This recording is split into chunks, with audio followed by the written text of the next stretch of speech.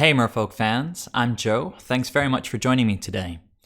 If you'd like to support my channel, please check out the link above to my Patreon page. I'll also put the link down below in the description. Speaking of my Patreon, I'd like to take a moment to thank some of my biggest patrons before I jump into this video. So I've got these 3 hand-signed cards ready to send out.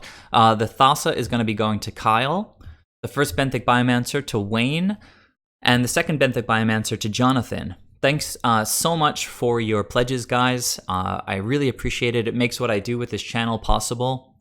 I'll just take one more second and especially thank Kyle. He was the one who encouraged me to start my Patreon over a year ago. He was my first patron, and so as thanks, I'm going to send him this hand-signed Thassa. So if any of you guys are interested in getting a signed card sent to you, please head over to my Patreon page, make a pledge, and one of these guys will be in the mail heading to you soon. Let's jump back over to the deck list and jump into the video here.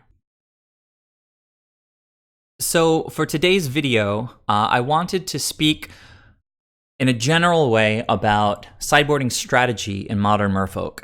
Some of you are newer to the deck and might not have had as much exposure to the sort of logic behind why certain cards come in and why other cards go out in each matchup in the modern format. So I don't really have a script for this video. I figured I would just talk briefly about each card and the philosophy behind, when it's good and when it's bad. So I'm going to start up here with the lands. Might not seem at first like lands are an important consideration in sideboarding, but I read an article by Frank Karsten.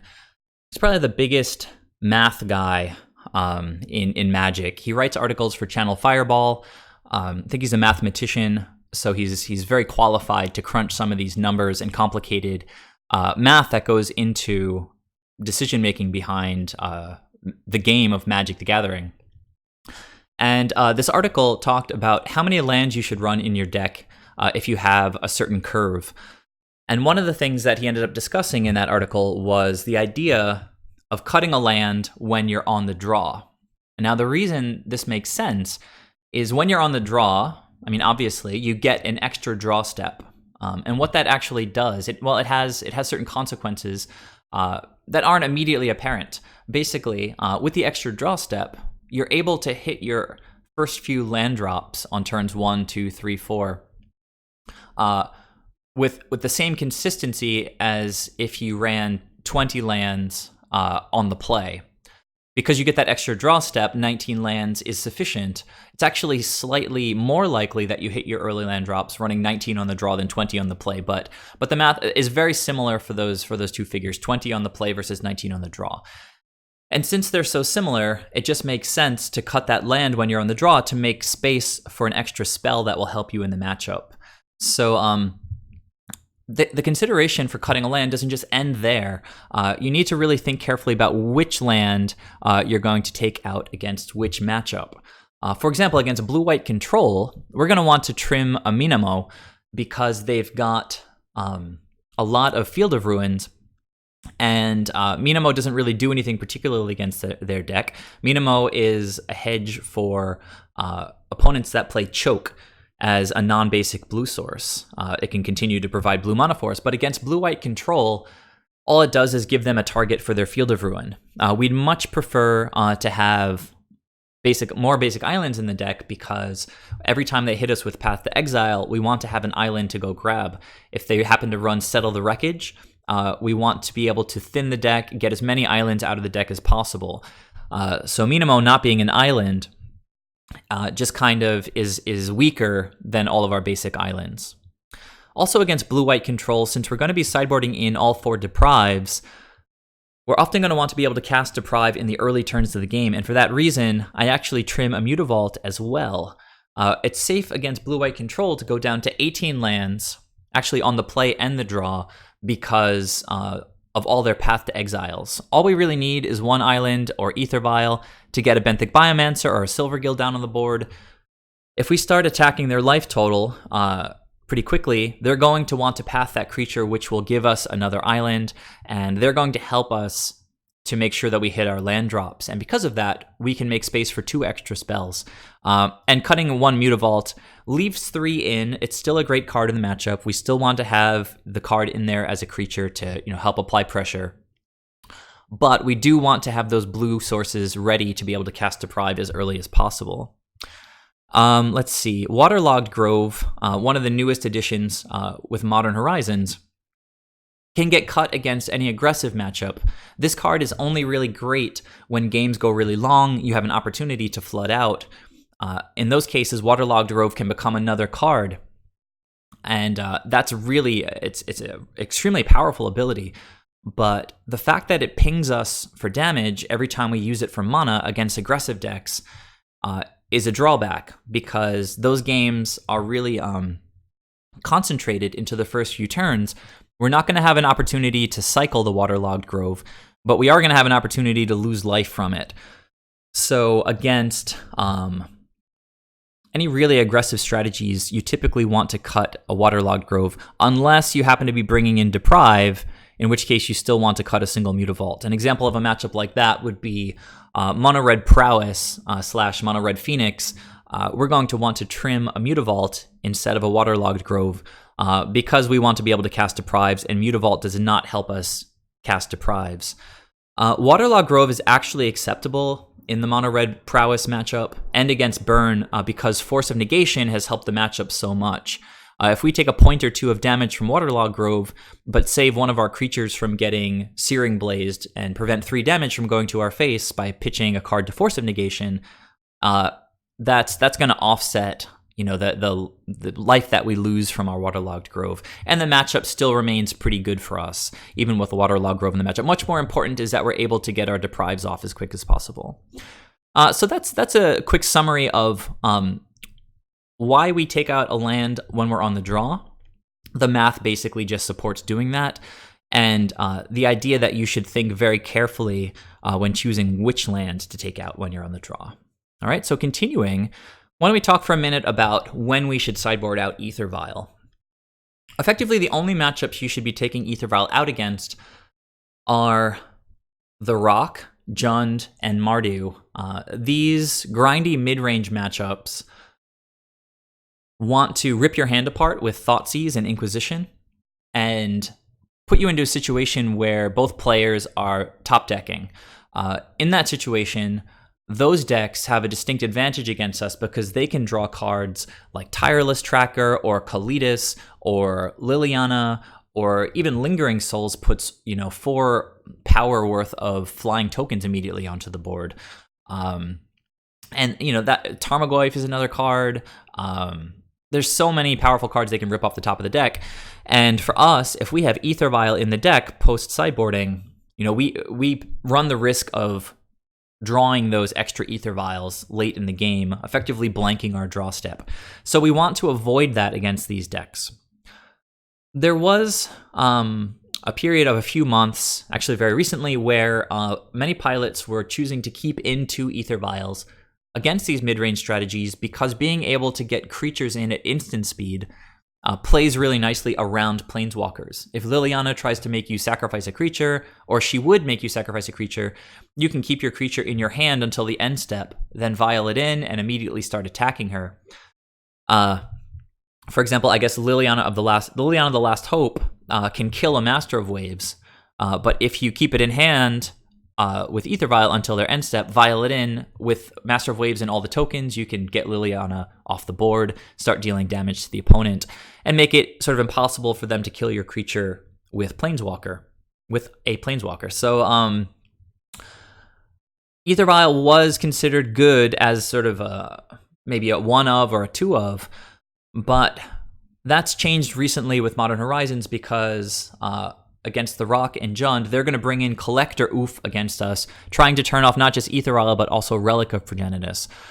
So AEther Vial is once again quite bad against these mid-range decks. It's bad against Mardu because they have Kolaghan's Command and it can get sort of ultra blown out that way. Mardu might also bring in like a Wear Tear or something to deal with a Relic of Progenitus, since that can really disrupt their strategy.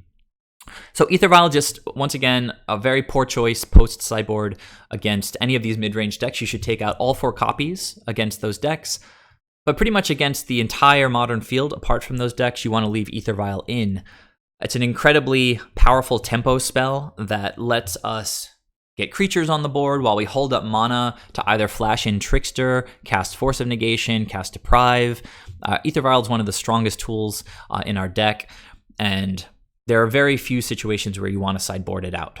Moving on, we've got Relic of Progenitus, which I've been running in the main deck now for a few weeks.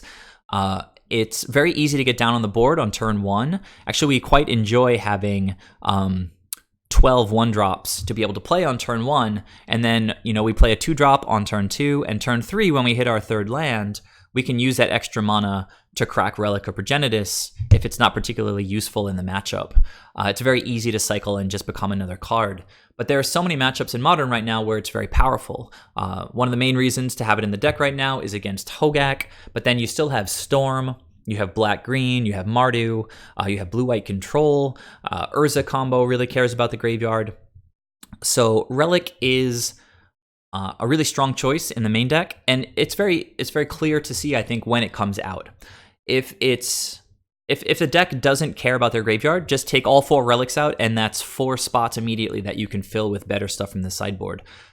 So, decks like Tron, or Humans, or Spirits, these decks don't care at all about their graveyard. Go ahead, take Relic out, bring in some nice spells against Humans like Dismember or Echoing Truth. Should be pretty easy to see where you take Relic out. Moving on, we've got Benthic Biomancer. So, Benthic Biomancer, pretty recent addition to the deck. It's a couple of power levels above our previous 1-drop choices with Curse Catcher and Mistcaller. On a sort of a fundamental power level way of looking at it, it's just a much stronger card. It can swing as a 2/2 by itself once you've adapted it, clearly twice as fast of a clock. So if you get Benthic Biomancer down early against a control deck, activate its adaptability, make your hand better, pitch an extra land, draw an extra creature, and then just keep poking them every turn for 2, it adds up pretty quickly. Whereas they couldn't really care too much less if you're just attacking with a 1/1 every turn. So twice the clock, in many cases, is twice as good. Obviously, making our hand better by looting is an additional benefit. So Benthic Biomancer in general has been a very strong addition to the deck, but it's going to get sideboarded out when we're not going to have the free mana to activate his adaptability, because a vanilla 1/1 Merfolk is not really worth having in the deck. So some of the matchups where we're going to want to sideboard out Benthic Biomancer are against, for example, Urza combo, where we're constantly holding up mana for Relic, or playing out creatures to establish a quick clock, or using Dismember to kill Urza or to kill its construct token.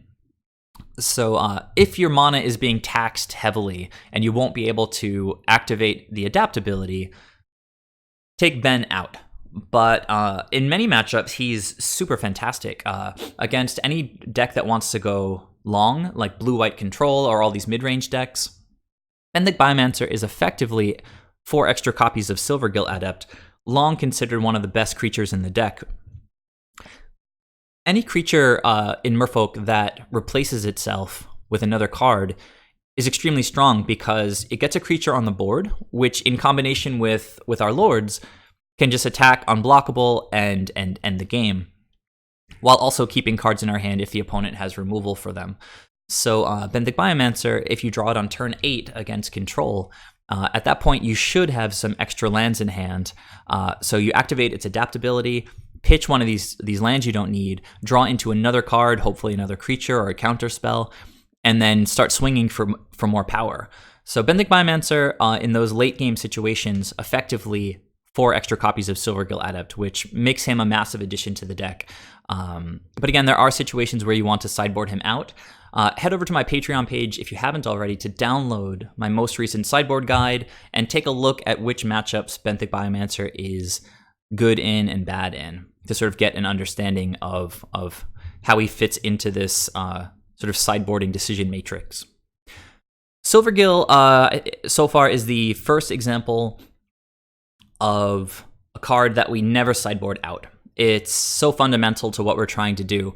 We run so many Merfolk that Silvergill is kind of a payoff card. Silvergill would be terrible in like a deck that doesn't run a lot of Merfolk because you'd have to pay 5 mana for it all the time, which is obviously overpriced for the effect. But since we pretty much always have another Merfolk in hand, Silvergill is effectively a 2-power creature for 2 mana that draws us a card and gets buffed by Lords and can gain Island Walk and be unblockable. So Silvergill is just too fundamental to our strategy to ever consider cutting. Even in matchups where they have powerful ways of dealing with Silvergill Adept, like Lava Dart or Ren in 6, against Jund, it can deal 1 damage to Silvergill Adept. You're going to leave Silvergill in the deck. You're just going to want to adjust your sequencing so that you get out a Lord or 2 ahead of Silvergill Adept so that these pinging effects, Lava Dart, Ren in 6, Liliana the Last Hope, can't kill Silvergill Adept. You just, again, have to sort of make sure that you're a little smart with your sequencing. Next up, we have Spreading Seas, and unlike Silvergill Adept, this is a card that gets sideboarded out rather frequently. You're going to easily take Spreading Seas out against any deck that runs islands, even if it's a 3-color deck like Grixis. Spreading Seas, it's great that it can draw us a card, but for the mana that's invested in getting it onto the table, it's really not worth the effect of turning the opponent's land into an island. Even if you hit like a Blood Crypt, it gives them blue mana, which can actually help them with their strategy if they have like multiple Serum Visions in hand that they need to cast. So against any deck that runs islands, immediately take out all 4 Spreading Seas because the fundamental utility of it is undercut. Or I should say, it's already given to us by the opponent. If they give us access to Island Walk, that means now we can have 4 extra slots in the deck for more powerful options from the sideboard. Spreading Seas, however, is quite powerful against many decks, particularly against decks that care about individual lands like Tron. Next up, we've got 2 more cards in the Lord of Atlantis and Master of the Pearl Trident that, in the current metagame at least, should not be sideboarded out at all. There have been moments in the past against certain decks where I needed so much stuff from the sideboard to come in that I would trim a Lord here or there to make space. But after going through the current exercise with making my current sideboarding guide, there's not a single matchup where I touch either of the Lords. So definitely leave those guys in all the time. Moving ahead, we've got Trickster. Should be pretty clear, Trickster is the least useful against decks that don't have a lot of creatures. So you can definitely cut back on Tricksters against control decks, against, like, I guess, Blue-White Control or Tron. You might want to leave in 1 or 2, depending on what other options you have in your sideboard to bring in. Trickster can still be reasonable against Tron to tap down a Worm Coil and get in another attack. It can be useful against Blue-White Control. After they sweep your board, you can flash in Trickster and immediately start attacking on the next turn.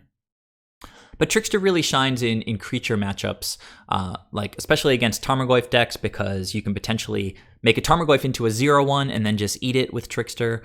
But really, it just can be sort of a pseudo time-walky effect against creature decks. Like against a humans deck that's just trying to punch in with an exalted Mantis Rider, flash in Trickster and tap down the Mantis Rider. Or if you've got a couple Lords on the table, flash in Trickster and either trade with the Mantis Rider or potentially eat the Mantis Rider, because you can take away flying and now suddenly it's a blocker. Trickster has become a very sort of fundamental creature in how modern Merfolk operates. It lets us leave up mana more often to activate Benthic Biomancer's adaptability, to hold up Echoing Truth or Deprive. So Trickster is just one of those 2 mana forms of interaction that we can surprise opponents with. But basically, if you're playing against a deck that doesn't have a lot of creatures or where Trickster wouldn't be very useful, for example, I guess against... Well, I trim on Tricksters a very little bit sometimes against Hogak. I believe on the draw I might trim 1 Trickster because it's like, it's good enough to tap down a Hogak for a second, but You don't need to draw 4 Tricksters in the matchup. I think I also trim a couple Tricksters against, Grishelbrand because, yes, you can tap down Grishelbrand after he's done one of his draws, or at least force him to go all in on his activations before Trickster's ability resolves, but it's not necessarily going to win the game by itself, and we'd much rather have certain effects like Deprive, Echoing Truth, or even Phyrexian Revoker to just name Grishelbrand and turn him off. So again, creature matchups, you do want Trickster. Non-creature matchups, you typically want to look to cut some number of Tricksters. Next, I guess I'll talk about the last creature in the deck. Master of Waves, as the most expensive creature, is going to get cut against some combo decks where we need to be holding up mana for counter spells, and the game is getting compressed into the first few turns of the game. Ad Nauseam comes to mind. Turn 4, if we have Master of Waves, we cannot play him if we need to hold up Deprive. Like, we absolutely have to respect their ability to combo off. So Master of Waves not that great in those kinds of matchups. Now, if we have a Force of Negation, we could take the risk and tap out from Master of Waves and pass to the opponent with Force of Negation up. It's pretty tricky, though, because Ad Nauseam could go off at instant speed on our end step, and we can only cast Force of Negation for free on the opponent's turn. So you have to think really carefully about when you tap out for Master of Waves against those kinds of explosive combo decks. So Master of Waves, a little bit weak against Path to Exile decks like Blue-White Control, but you typically want to keep him in because if they don't have that answer, he's going to be really powerful, bringing a little army of elementals along with him. He can help close out games against those kinds of control decks. And when it gets later in the game into top decking mode, you want as many cards as possible like Master of Waves where they're just more powerful than our 2-drops typically. So again, take Master of Waves out against most extremely fast combo decks where you have to hold up counter magic. An example of a combo deck where you would want to keep Master of Waves in is against Hogak, because they tend to go pretty wide, and Master of Waves can often give us some time if we need blockers, or it can often just go wider than they've gone, and we can win by going around the edges with the elemental tokens.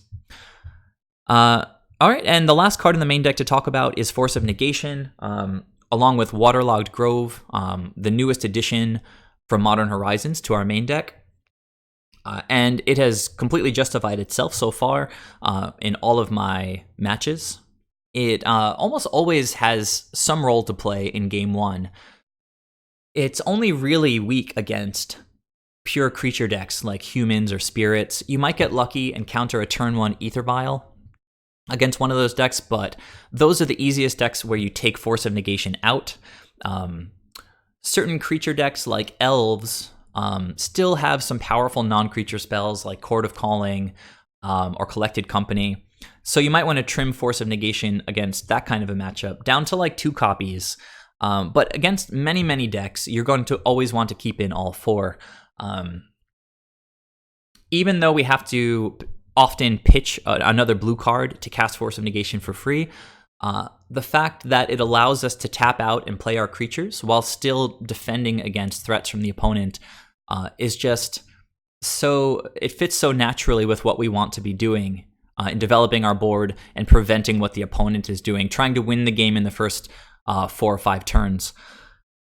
I've been casting this for its mana cost quite often against like control decks where the games go really long and you've got free mana up.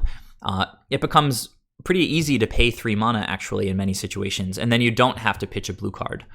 So that's basically it. Any deck that has any non-creature spells that you might want to counter, Force of Negation is going to be a solid choice.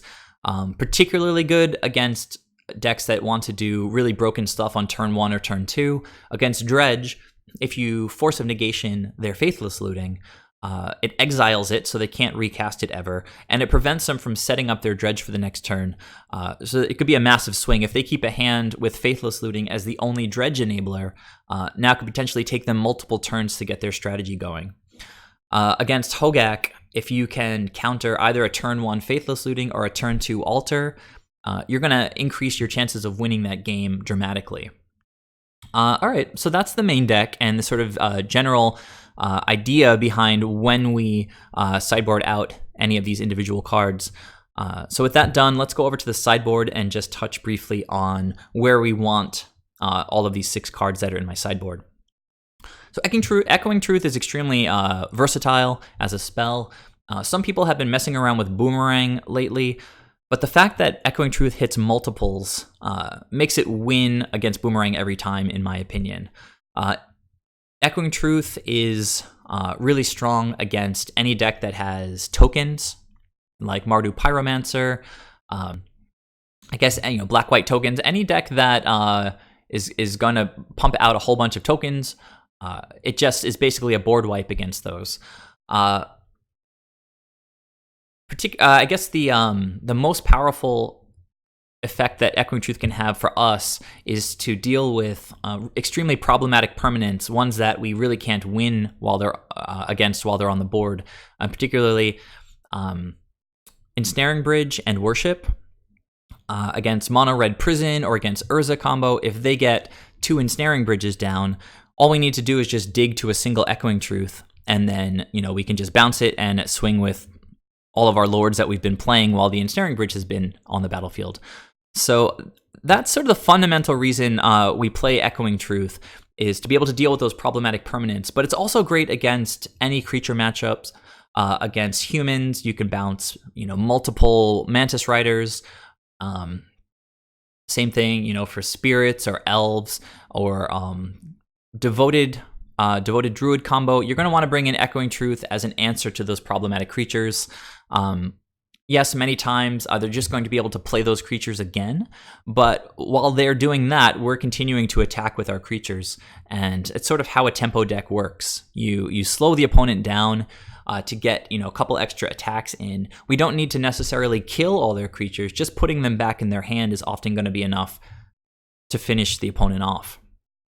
Next up, we have Deprive, and as a counter spell that can counter literally any other spell, as long as it's not uncounterable with Cavern of Souls or like Boseiju, we're going to be able to stop it with Deprive.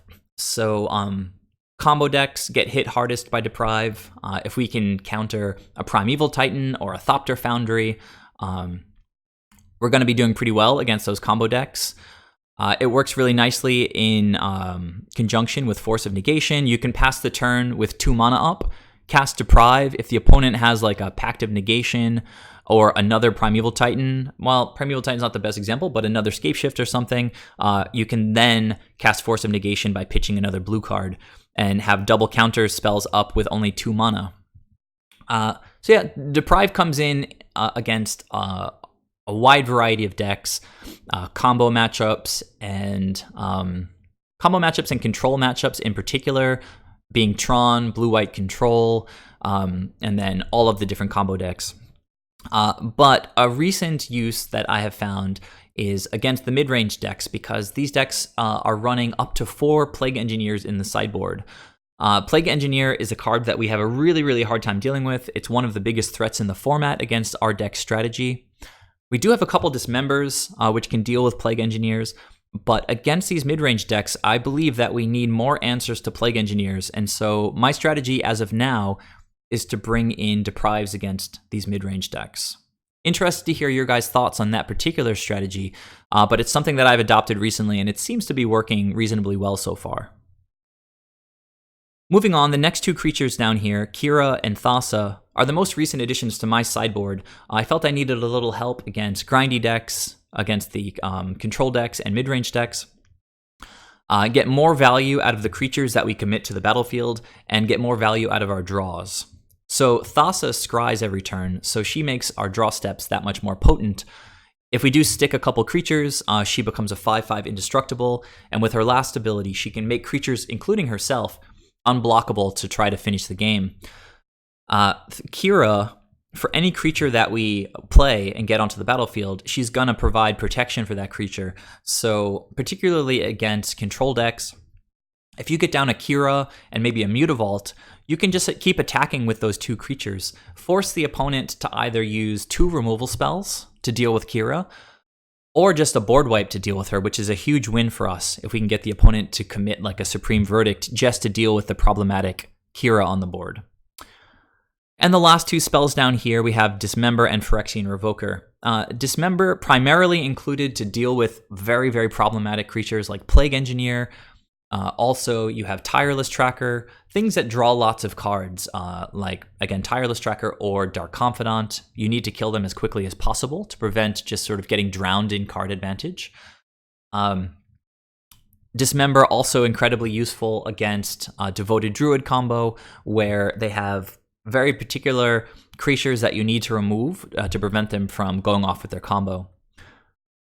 Last but definitely not least is Phyrexian Revoker. A recent addition to my sideboard, to many people's sideboard, I think, with Modern Merfolk. It first showed up on my radar a few weeks ago when a pilot named Aerostar got a 5-0 running some Phyrexian Revokers in the sideboard. And it immediately replaced Ceremonious Rejection in my sideboard. Ceremonious Rejection has always been good against Tron decks, against affinity decks, against any artifact decks. Phyrexian Revoker is good against all of those decks and then some.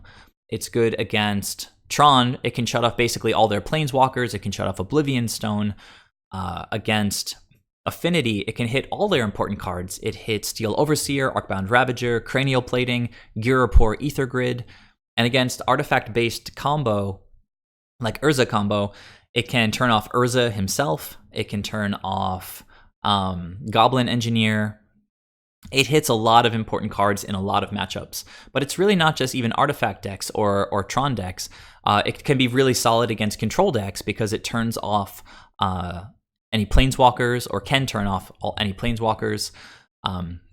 Just an extremely versatile card that I've loved having in the sideboard because it covers so much ground and shores up so many different matchups. So that's basically it for my overview of sort of the philosophy of sideboarding with Modern Merfolk. If you guys have any thoughts, please leave them down in the comment section below. Modern is definitely in a state of flux right now. There's so many new cards to figure out how to deal with, and in some cases, entirely new strategies. So I think we can all benefit from sharing ideas with one another. Also, if you guys aren't on the Modern Discord channel, you should get on there as well. We're talking every day about these kinds of ideas. Please subscribe to the channel if you haven't already, and please, if you'd like to support the channel, take a second to check out my Patreon page. I'd really appreciate it. So yeah, that's it. Tune in for the next video where I'll be back with some gameplay, and I'll see you guys there. Thanks again. Bye.